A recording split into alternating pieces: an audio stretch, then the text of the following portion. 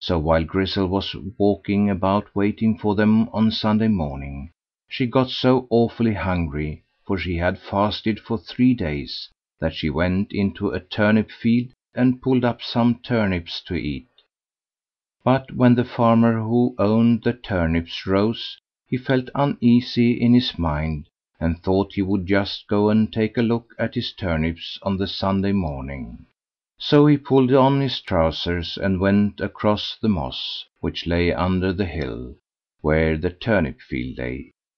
But when he got to the bottom of the field, he saw something black walking about in the field and pulling up his turnips, and he soon made up his mind that it was the Deil, so away he ran home as fast as he could, and said the Deil was among the turnips.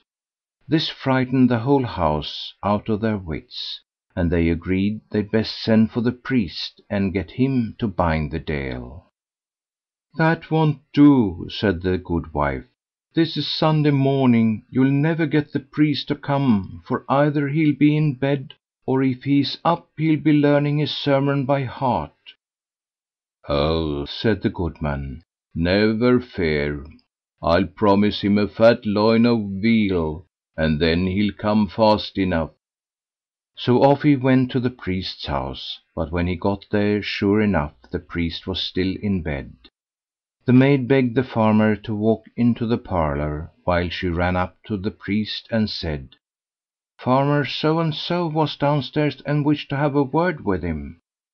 Well, when the priest heard that such a worthy man was downstairs, he got up at once, and came down just as he was, in his slippers and nightcap. So the good man told him his errand, how the Deil was loose in his turnip field, and if the priest would only come and bind him, he would send him a fat loin of veal. Yes, the priest was willing enough, and called out to his groom to saddle his horse while he dressed himself. "Nay, nay, father," said the man, "the Deil won't wait for us long, and no one knows where we shall find him again if we miss him now. Your reverence must come at once, just as you are." So the priest followed him just as he was, with the clothes he stood in, and went off in his nightcap and slippers. But when they got to the moss, it was so moist the priest couldn't cross it in his slippers. So the good man took him on his back to carry him over. On they went, the goodman picking his way from one clump to the other till they got to the middle. Then Grizzel caught sight of them, and thought it was the thieves bringing the ram. "Is he fat?" she screamed. "Is he fat?" and made such a noise that the wood rang again. "The Deil knows if he's fat or lean, I'm sure I don't," said the good man, when he heard that. "But if you want to know, you'd better come yourself and see."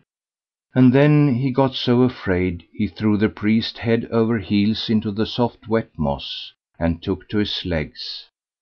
And if the priest hasn't got out, why, I dare say he's lying there still. End of section 40. Read by Lars Rolander.